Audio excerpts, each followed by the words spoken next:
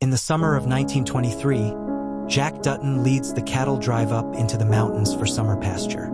It's supposed to be a routine job, but as he approaches the grazing grounds, he spots something that makes his blood run cold. The pasture has already been overrun by sheep. Jack instantly senses trouble. Sure enough, a trespassing shepherd raises his rifle and fires without hesitation. Jack is thrown from his horse and pinned to the ground. His revolver lies just out of reach as the armed man charges toward him. Desperation shows. So, who exactly is Jack Dutton? Let's rewind for a moment. As I explained in my previous video, at the end of 1883, the Dutton family followed the Oregon Trail through hardship and loss, finally settling in Paradise Valley, a stretch of fertile wilderness along the Yellowstone River. Their daughter, Elsa Dutton, was mortally wounded on the journey and chose to be buried under a lone tree.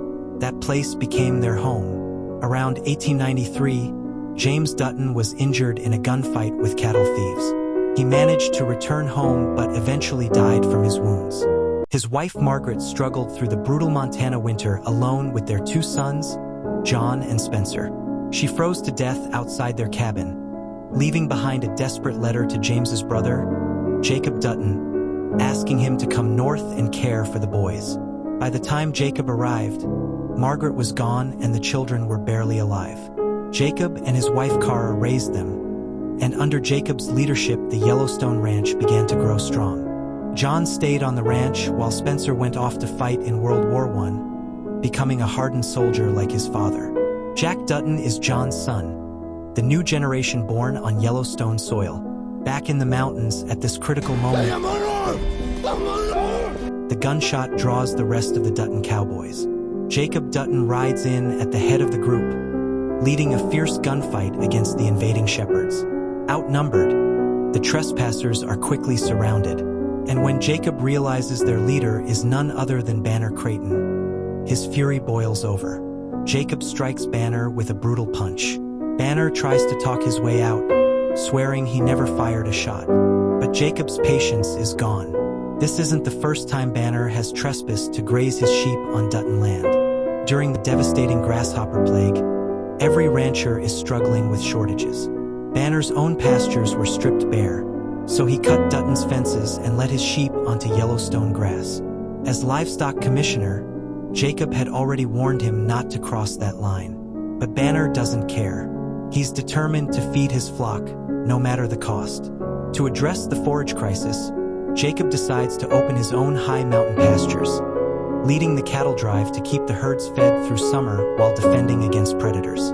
But when they arrive, Banner's sheep are already there. What did I tell you I'd do? If I found your sheep grazing another man's land? Jacob seizes the animals and gives them to his native allies, then carries out frontier justice. The trespassers are sentenced to hanging. He gives them one chance to survive. If their horses stay still, they might find a way out. Most don't. As the cowboys ride off, panicked horses bolt, leaving their riders hanging. Banner alone survives, managing to free himself with a knife from his horse's saddle.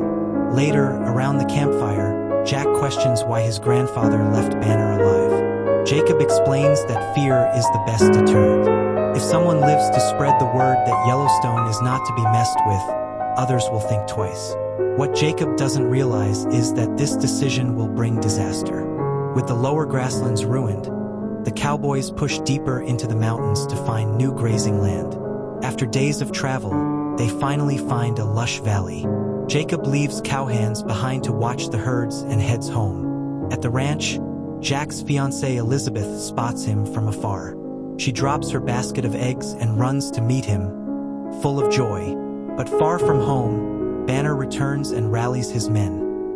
Not with fear, but with vengeance. The next day, the Duttons head into town to buy wedding supplies. America is modernizing. People marvel at new inventions like refrigerators and washing machines. But while the Duttons are distracted, a Scottish shepherd lurks in the shadows, watching. Later at night, Jack and his new bride enjoy their long-awaited honeymoon in town. But the road home holds deadly surprises. On their way back, under the cool shade of cottonwoods, a gunshot cracks through the air. Confusion erupts, Elizabeth is hit in the stomach. More shots follow. Jack takes a bullet. Jacob and his men return fire, while Jack leaps on his horse to save Elizabeth as her runaway wagon thunders down the road. The firefight grows fierce.